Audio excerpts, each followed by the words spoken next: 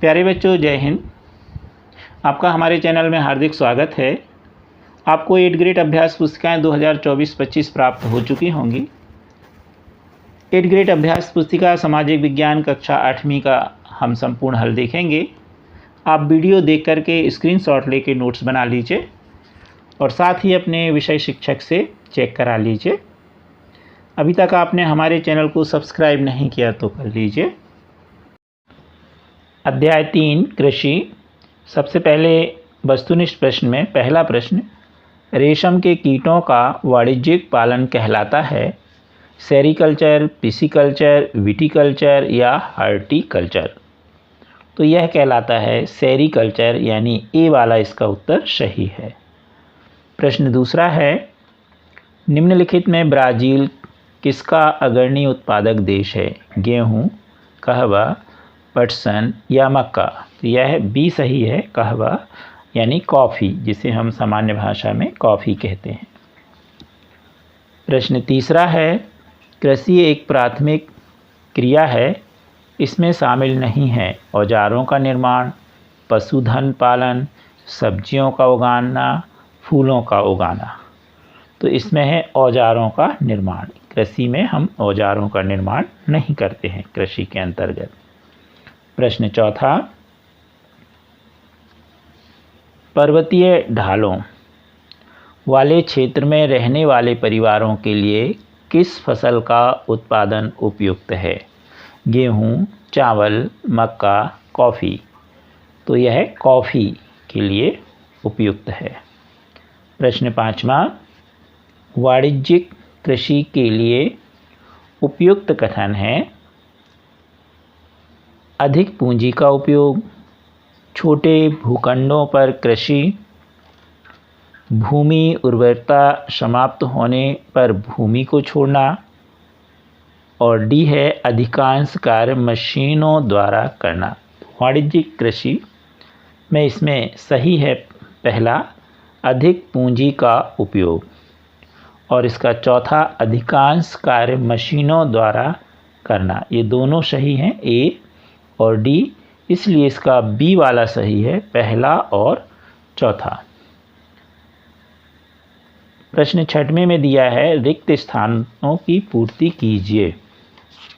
पहला प्रश्न दिया है, जैविक कृषि में खाली स्थान का उपयोग नहीं किया जाता, तो रासायनिक खादों का। बी है, कपास खाली स्थान वस्त्र उद्योग के लिए एक महत्वपूर्ण कच्चा माल है, तो सूती। प्रश्न इसी का सी है, आधुनिक फार्म में किसान खाली स्थान की तरह कार्य करते हैं, तो व्यवसायियों की तरह। डी खाली स्थान है, बागानों में उगाए जाने वाले चाय की फसल खाली स्थान का उपयोग पेय पदार्थ के रूप में किया जाता है, तो जो चाय की फसल है उसमें चाय की पत्तियों का उपयोग किया जाता है। ई नंबर वाला है, भारत के 2/3 जनसंख्या खाली स्थान कार्य करती है, तो इसका सही उत्तर है कृषि, इसीलिए भारत कृषि प्रधान देश कहलाता है। प्रश्न सातवां, पौधे में परिष्कृत उत्पाद तक के रूपांतरण में कितनी आर्थिक क्रियाएं सम्मिलित हैं, लिखिए।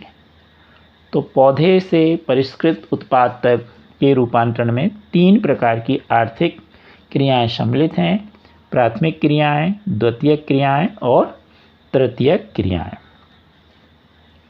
प्रश्न आठवां, कृषि क्रियाकलाप के लिए क्या क्या आवश्यक है?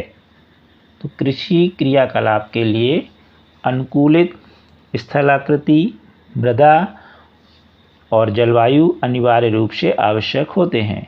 कृषि क्रियाकलाप विश्व के उन्हीं प्रदेशों में संकेंद्रित है जहां फसलें उगाने के लिए उपयुक्त कारक विद्यमान हैं। प्रश्न 9वां, कृषि तंत्र क्या है? इसके महत्वपूर्ण निवेश एवं संक्रियाएं क्या क्या हैं? तो कृषि या खेती को एक तंत्र के रूप में देखा जा सकता है। इसके महत्वपूर्ण निवेश बीज, उर्वरक, मशीनरी और श्रमिक हैं। जुताई, बुआई, सिंचाई, निराई और कटाई इसकी कुछ संक्रियाएं हैं। जैसा कि आप इन सभी के बारे में जुताई, बुआई, सिंचाई, निराई और कटाई ये सब आप विज्ञान विषय में पढ़े होंगे। प्रश्न 10वां है, श्रम और प्रौद्योगिकी के स्तर के आधार पर कृषि को कितने प्रकारों में विभाजित किया गया है? तो श्रम और प्रौद्योगिकी के स्तर के आधार पर कृषि को 2 मुख्य प्रकारों में बांटा गया है। पहला है निर्वाह कृषि और दूसरा है वाणिज्यिक कृषि। प्रश्न 11वां है, जैविक कृषि से आप क्या समझते हैं? तो जैविक कृषि से अभिप्राय कृषि की ऐसी प्रणाली है जिसमें रासायनिक खादों और कीटनाशक दवाओं का प्रयोग नहीं किया जाता, बल्कि उसके स्थान पर जैविक खाद, प्राकृतिक खादों का प्रयोग किया जाता है। प्रश्न 12वां है, आदिम निर्वाह कृषि में कौन कौन सी कृषियों को शामिल किया गया है? तो आदिम निर्वाह कृषि में स्थानांतरित कृषि, चलवासी पशुचारण कृषि को शामिल किया गया है। स्थानांतरण कृषि में वृक्षों को काटकर और जलाकर भूखंड साफ किया जाता है, जबकि चलवासी पशुचारण में पशुचारक अपने पशुओं के साथ चारे और पानी के लिए एक स्थान से दूसरे स्थान पर जाते हैं। प्रश्न 13वां है, मिश्रित कृषि क्या है? यह किन किन देशों में प्रचलित है? तो जब फसलों के उत्पादन के साथ साथ पशुपालन भी किया जाता है और भोजन व चारे की फसलें उगाई जाती हैं, तो इसे हम मिश्रित कृषि कहते हैं। यह यूरोप, दक्षिण अफ्रीका, अर्जेंटीना और न्यूजीलैंड देशों में प्रचलित है। प्रश्न 14, गेहूं की फसल के लिए किस प्रकार की जलवायु की आवश्यकता होती है और क्यों?